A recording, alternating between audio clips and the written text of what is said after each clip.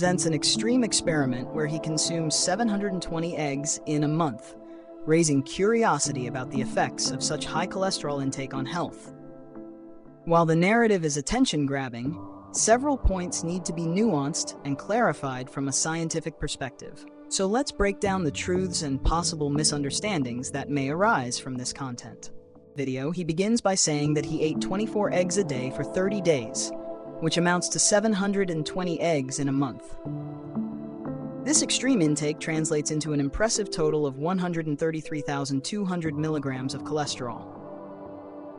Despite this staggering amount, his LDL, low-density lipoprotein, decreased by 18% overall. This might sound surprising, but it can be explained by the fact that the human body has compensatory mechanisms to manage dietary cholesterol. When a person consumes large amounts of cholesterol through their diet, the liver tends to reduce its endogenous cholesterol production. This self-regulating mechanism allows some people to avoid significant increases in blood cholesterol levels even after consuming large amounts of cholesterol. However, it's important to note that this phenomenon doesn't occur uniformly across the entire population. Scientific research has shown that 70 to 80% of people do not experience drastic increases in serum cholesterol with high dietary cholesterol intake. These individuals are known as hyporesponders. On the other hand, about 20 to 30% do experience significant increases in their LDL levels, commonly considered bad cholesterol, and they are referred to as hyperresponders. These differences in response to dietary cholesterol are due to genetic factors, lipid sensitivity, and other metabolic aspects. So, although Nick consumed an extraordinary amount of cholesterol, his body was able to compensate for this intake, resulting in a decrease in his LDL. This highlights the complexity of the body's response to dietary cholesterol and the importance of considering individual factors in cardiovascular health. Classic example is the Inuit, a hunter tribe living in Arctic regions who consume a diet extremely high in fat and cholesterol, primarily based on seal, fish, and whale meat. This diet is notably different from conventional dietary guidelines recommended in many Western societies, where there is often a warning against high consumption of saturated fats and cholesterol. Despite their high-fat intake, the Inuit have historically shown surprisingly lower levels of cardiovascular diseases compared to other populations. One reason cited to explain this apparent paradox is their high intake of omega-3 fatty acids, found in the fish and marine mammals they eat.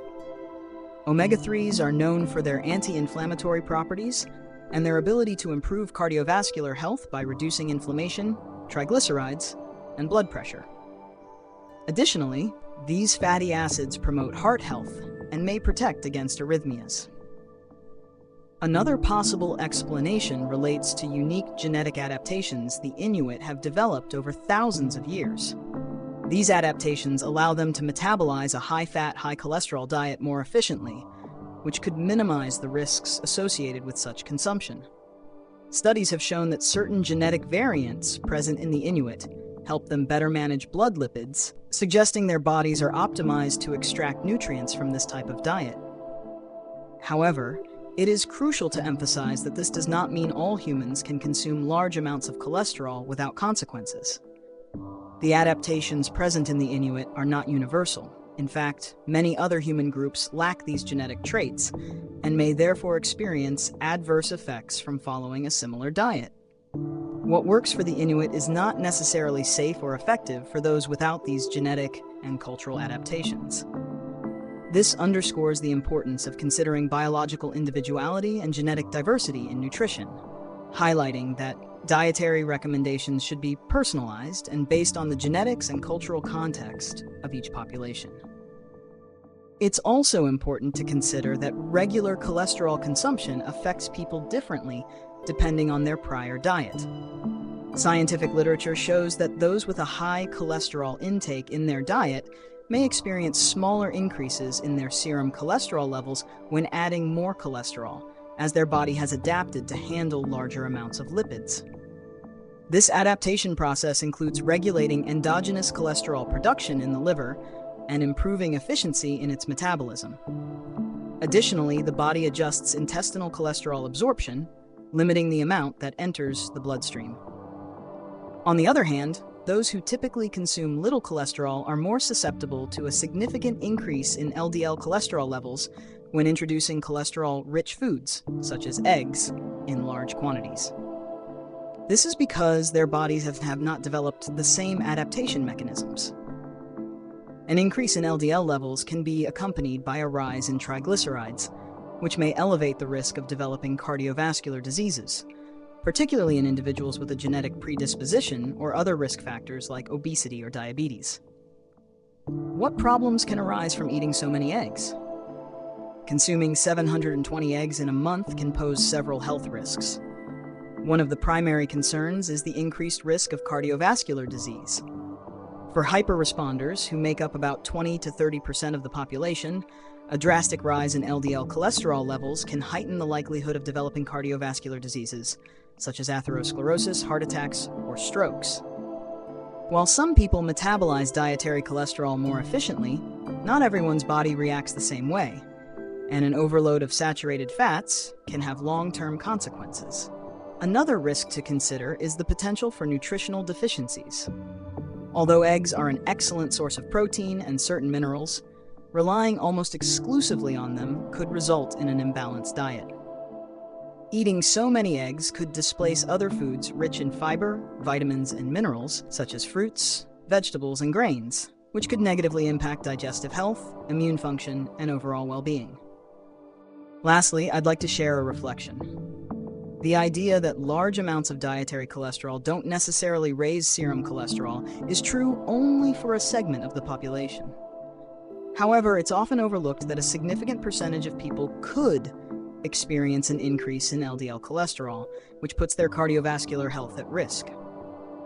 This detail is crucial because generalizing the body's response to cholesterol can lead to misinterpretations about what is safe or healthy.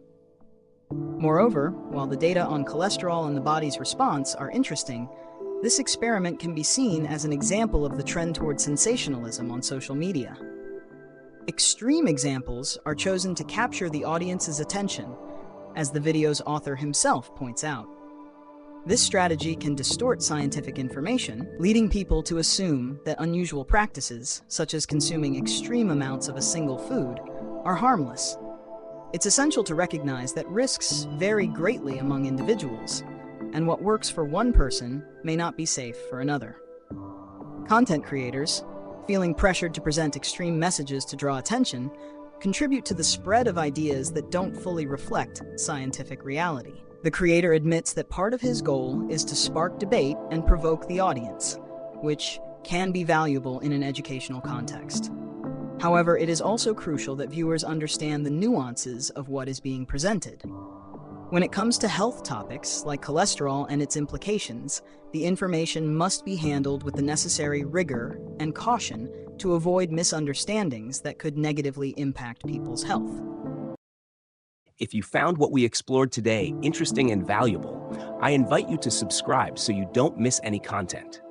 Give this video a like if you enjoyed it, share it with your friends and family, and feel free to leave your comments. Your support is essential for continuing to create more relevant and inspiring content. Thank you for being here, and see you next time.